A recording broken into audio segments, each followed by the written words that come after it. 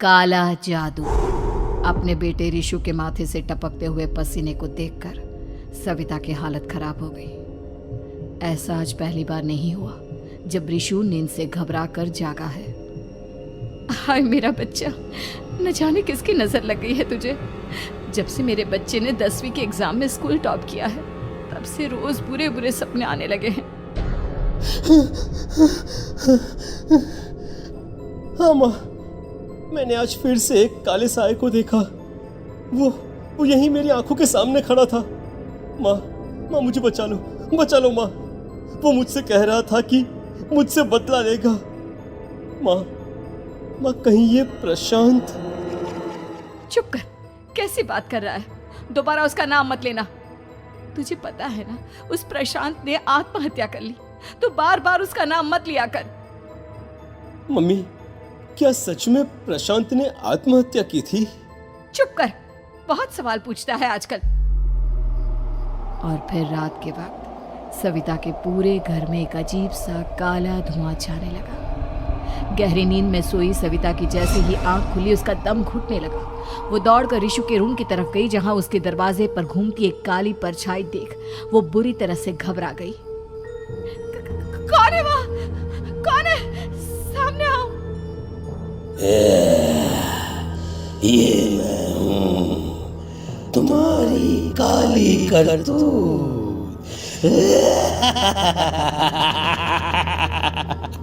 और अब मैं तुम्हारे बेटे को ले जाने आया हूँ। नहीं, मेरे बच्चे को छोड़ दो प्लीज। मेरे रिशु को कुछ मत करना। वो परछाई रिशु के कमरे में घुस जाती है। सविता भी उसके पीछे पीछे दौड़कर जाती है और देखती है कि अब वो साया साफ नजर आ रहा था। वो सर से पैर तक खून में सना हुआ था और उसके शरीर के सारे अंग कटे फटे हैं। क्या चाहिए तुम्हें? तुम जो बोलोगे मैं करूंगी, लेकिन मेरे रिशु को छोड़ दो। उस परछाई ने रिशु को गर्दन से पकड़कर दीवार के सहारे हवा में उछाल दिया। रिशु जोर जोर से चिल्लाने लगा। माँ बचाओ मुझे, बचा लो माँ। ये मुझे मार डालेगा। माँ मुझे बचा लो माँ। नहीं ऐसा मत करो। मुझे मार दो लेकिन मेरे बच्चे को छोड़ दो। मैं तुम्हारे आगे हाथ जोड़ती हूँ। वो परछाई रिशु को जमीन पर गिरा देती है और अचानक वहां से गायब हो जाती है। रिशु, मेरा बच्चा, तू ठीक तो है ना? कुछ बोल बेटा, क्या हुआ है तुझे?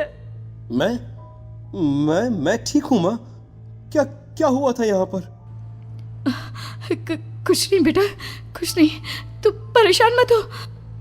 हम कल ही गांव के बाहर जो तांत्रिक महाराज रहते हैं उनके पास चलेंगे।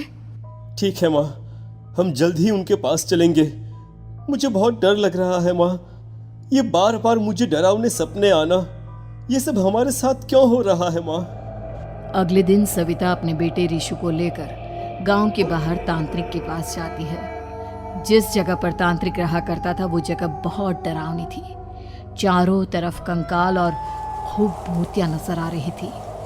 गांव से दूर वीराने में उस जगह पर जोर से आंधी चल रही थी। रिशु ने डर कर अपनी माँ का हाथ पकड़ लिया। माँ मुझे बहुत डर लग रहा है। ये कैसी जगह है? देख बेटा, हमारे साथ जो कुछ भी हो रहा है उसका इलाज सिर्फ और सिर्फ ये तांत्रिक महाराज ही बता सकते हैं। अब यही है जो हमें प्रॉब्लम से बाहर निकाल सकते हैं। जैसे ही सविता और रिशु तांत्रिक की झोपड़ी के अंदर पहुंचे, वहां का नजारा देखकर उनकी आंखें फटी की फटी रह गई। तांत्रिक की झोपड़ी के अंदर कई सारे लोग अपनी गर्दन घुमा घुमा कर जोर जोर से चीख रहे थे। कौन हो तुम और यहाँ क्यों आई हो? महाराज, मेरे बेटे को कुछ दिनों से एक डरावनी काली परछाई नजर आती है और कल रात उसने मेरे बेटे पर हमला भी कर दिया।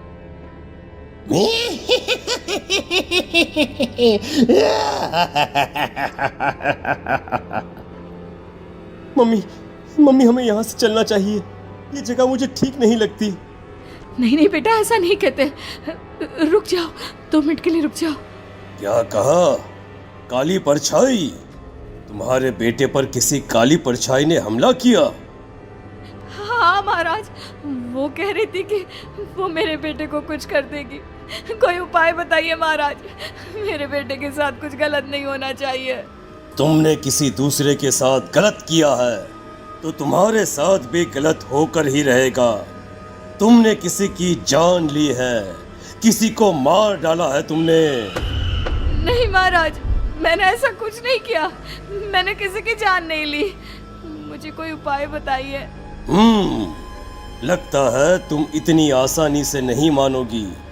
मैं तुम्हें अभी उस काली परछाई से मिलवा देता हूँ और वही सारा सच तुम्हारे सामने लेकर आएगा। हाँ? सविता और ऋषु ने डर के मारे अपनी आंखें बंद कर ली। तभी अचानक तांत्रिक की झोपड़ी में अजीबोगरीब आवाजें गूंजने लगी। सविता और ऋषु बुरी तरह से कांप रहे थे। आंखें खोलो और अपने सामने देखो। क्या यही है वो जिससे तुम कल रात को मिली थी? बताओ मुझे। हाँ, इसने कल रात मेरे बेटे के ऊपर हमला किया था। ये उसी लड़के की भटकती हुई आत्मा है जिसे कुछ दिन पहले तुमने मार डाला था। मम्मी ये महाराज क्या कह रहे हैं?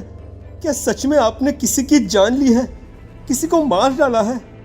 अगर हाँ तो बताइए ना मम्मी, किसको मारा है आपने? किसको? तुम्हारी माँ इतनी आसानी से सच नहीं बताएगी बेटा।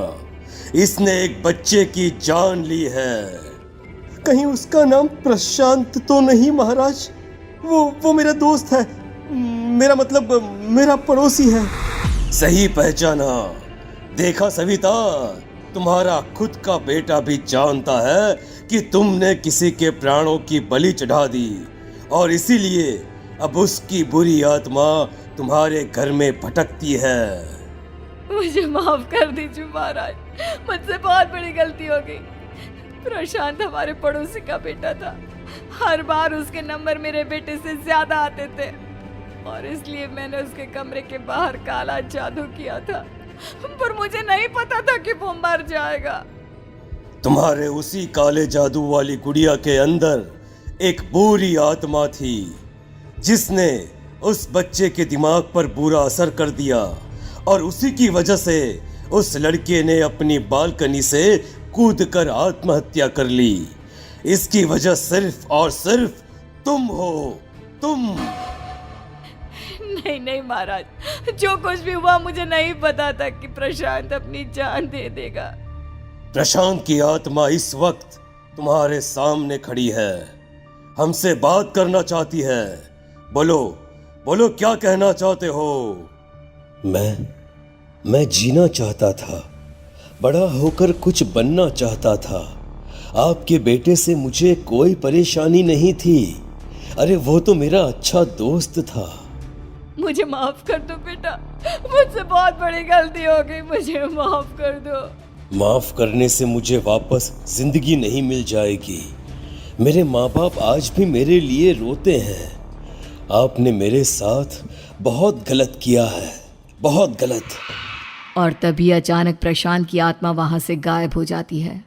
सविता जोर जोर से रोने लगती है। सुन लिया तुमने? ये तुम्हारे अपने ही किए हुए पाप हैं जो इस तरह से तुम्हारे सामने आ रहे हैं। माँ, ये आपने अच्छा नहीं किया। सिर्फ 10th बोर्ड के एग्जाम में मैं टॉप कर पाऊँ इसलिए आपने मेरे दोस्त के ऊपर काला जादू कर दिया। नहीं मम्मी नहीं, अब हम कभी खुश नहीं रह पाएंगे, कभी नहीं। मेरे दोस्त की आत्मा को कभी शांति नहीं मिलेगी मम्मी, कभी नहीं। लेकिन मैंने जो कुछ भी किया सिर्फ तुम्हारे लिए किया। वो लड़का हमेशा फर्स्ट पोजीशन पर आ जाता था और इस वजह से हमेशा तुम्हारे मार्क्स कम पड़ते थे। मैंने तो सिर्फ उस पर एक छोटा सा काला जादू किया था बेटा। मुझे क्या पता था कि उसका ये नतीजा निकलेगा। जिस गुड़िया को तुमने उस लड़के के कमरे के दरवाजे पर लगाया था, दरअसल उसके अंदर एक बुरी आत्मा का प्रवेश हो गया था, जैसा कि अक्सर काला जादू करते समय हो जाता है। मुझे अपनी गलती का एहसास हो गया है। मैं प्रायश्चित करना चाहती हूँ, आप बताइए मैं क्या करूँ? प्रशांत के घर जाकर उस काली गुड़िया को वहां से निकालकर यहाँ लेकर आओ। मैं उसे आग में जलाकर राख कर दूंगा और उसके बाद प्रशांत की आत्मा को हमेशा के लिए मुक्ति मिल जाएगी। अगली रात सविता चुपचाप अपने पड़ोसी प्रशांत के घर जाती है। प्रशांत के माँ बाप प्रशांत की मौत के बाद उस घर को छोड़कर हमेशा के लिए वहां से चले गए थे। जैसे ही सविता उस घर के अंदर कदम रखती है, उसका सामना अजीबोगरीब हैवानियत से भरी आवाज़ों से होने लगता है। ऐसा लग रहा था जैसे कोई बुरी तरह से चीख रहा हो। सविता जैसे ही प्रशांत के कमरे के बाहर पहुंचती है, वहां पर लटकी हुई गुड़िया के शरीर से खून टपकने लगता है। ये क्या हो रहा है? इस गुड़िया के शरीर से खून क्यों टपक रहा है? सविता हिम्मत करते हुए उस गुड़िया को वहां से उतारने की कोशिश करती है, लेकिन तभी अचानक से बहुत भयानक दिखने वाली औरत उसकी आंखों के सामने आकर खड़ी हो जाती है। मैं यहाँ से कहीं नहीं जाऊंगी, और अगर तूने मुझे यहाँ से हटाने की कोशिश की तो मार डालूंगी मैं तुझे। नहीं नहीं, मुझे तुम्हें यहाँ से ले जाना ही होगा, नहीं तो मेरा बेटा, उसकी जान को खतरा है। मैं तुम्हें नहीं छोड़ सकती। अगर तुम्हारे अंदर हिम्मत है तो मुझे इस घर से बाहर ले जाकर दिखाओ।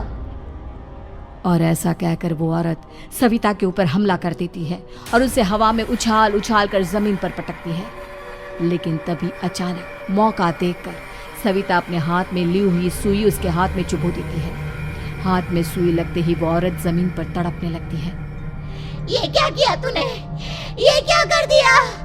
तुझे ऐसा नहीं करना चाहिए था। तांत्रिक ने मुझे कहा था कि तुझसे जीतने का सिर्फ यही एक तरीका है जिससे मैं अपने पापों का प्रायश्चित कर सकती हूँ और अपने बेटे की जान बचा सकती हूँ।